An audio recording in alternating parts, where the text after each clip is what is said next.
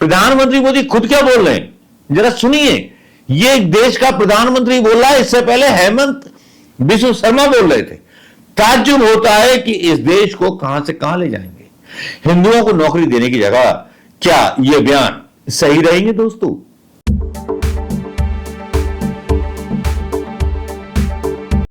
देश का लोकतंत्र निर्जीव हो चुका है, देश की न्यायपालिका निर्जीव हो चुकी है। इसकी वानगी आराम से देखने को मिल सकती है कि जब मीडिया पर रीढ़ विहीन मीडिया प्रधानमंत्री मोदी जी के चरण चाटती हुई आपको नजर आएगी। चरण चाटते हुए इसलिए भी, पहले तो पत्रकार ही चाटते थे, अब तो न्यायपालिका खुल के चाटने लगी है।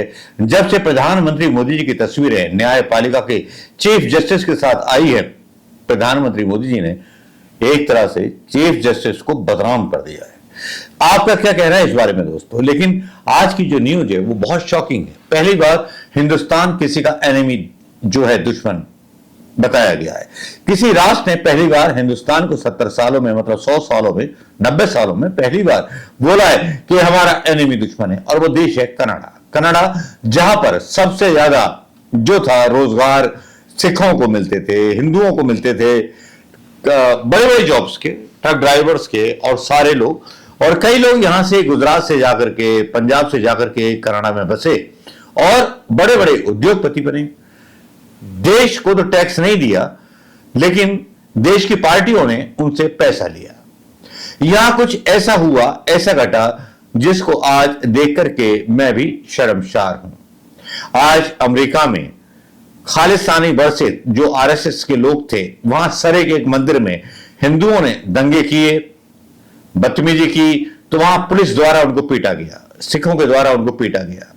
नफरत इतनी फैल चुकी है सोशल मीडिया की माने तो, कि नफरत विदेशों तक फैल चुकी है हिंदुस्तानियों के बीच में। जो हिंदुस्तानी कभी हिंदुस्तान से जाते हैं लेकिन टैक्स नहीं देते, लेकिन दूसरे देश में जाकर के सुविधाएं पाते हैं। ये जब लड़ाई होती है तो हमारा ध्यान उस व्यवस्था से हट जाता है जो ढंग की व्यवस्था है, और जो ढंग की व्यवस्था लाखों करोड़ों रुपए में लोगों को जो है माइग्रेट कर रही है। पंजाब से लेकर के, बिहार से लेकर के हर हिंदुस्तानी अमेरिका भागने को तैयार है डंकी के तरीके से। लेकिन यहां एक सिर्फ फिल्म बन के रह जाती है, एक संदेश देकर के रह जाती है। प्रधानमंत्री कोई ऐसा कानून संसद में पास नहीं करते, क्योंकि जो कानून पास करते हैं अमेरिका उसको ठेंगा दिखा देता है। बाइडेन उन पर भरोसा नहीं कर सकते।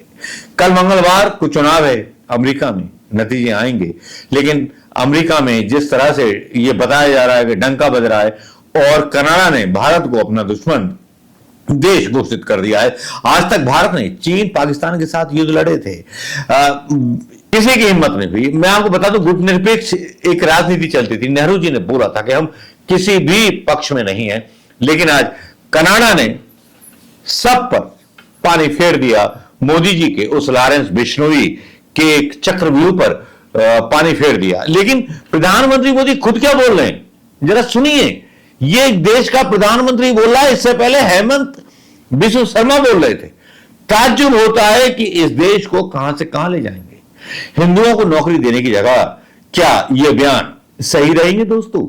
आप बताइए, अपने अपने हिसाब से एनालिसिस कीजिए, अपने बच्चों की तरफ देखिए, और बीजेपी के नेताओं के बच्चों को देखिए, तुलना कीजिए, और मोदी जी क्या बयान दे रहे हैं जो खुद बेऔलाद है, क्या बोल रहे हैं, जरा सुनिए। रोटी भी छीन रहे हैं, ये आपकी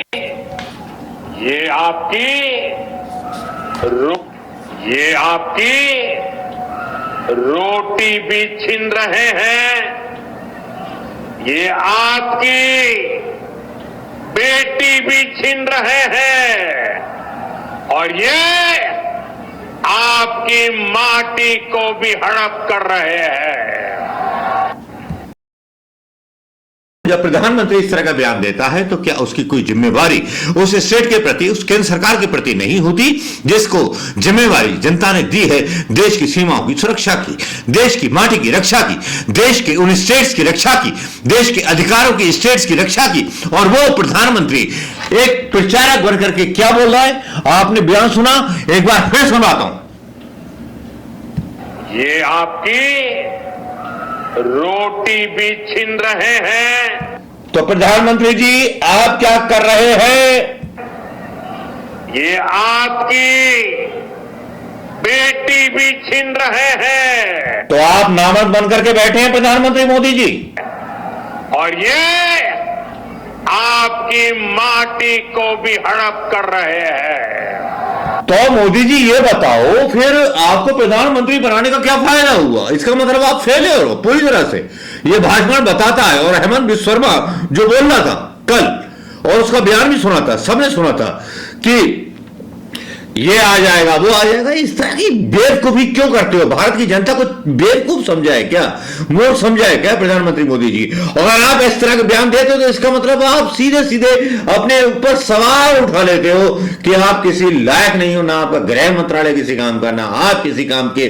प्रधानमंत्री होते हुए अगर आप ऐसा नहीं रोक पा रहे और ऐसे बयान आपको देने पड़ रहे हैं मीडिया में, तो लानत है ऐसे प्रधानमंत्री पर, लानत है ऐसी सरकार पर, लानत है बीजेपी सरकार पर। हेमंत बिस्व शर्मा नवरत्न के बीच बोलते हैं। आपने उनका बयान तो सुना होगा, कल डाला था, सब जगह चला था। वो झारखंड में अलग ही कहानी को गा रहे थे। अरे भैया, केंद्र में सरकार मोदी जी की है, कानून लाइए, अगर गलती लगती है तो गलती को सुधारिए, कानून लाइए और स्टेट पर उसको इंप्लीमेंट कीजिए।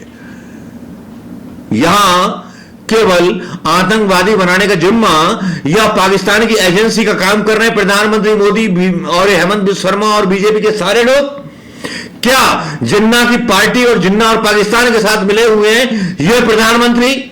जो प्रधानमंत्री बोलती हैं बांग्लादेश के नाम पर हिंसा फैलाने की बात करते हैं, वही बांग्लादेश की उस राष्ट्रपति को अपने शरण देते हैं जिसने घोटाला किया अपने देश में, जिसको निकाल दिया, और प्रधानमंत्री मोदी उसको लेके बैठे और फिर बात करते हैं बांग्लादेश से जो शरणार्थी आएंगे। अबे दोगले हो क्या?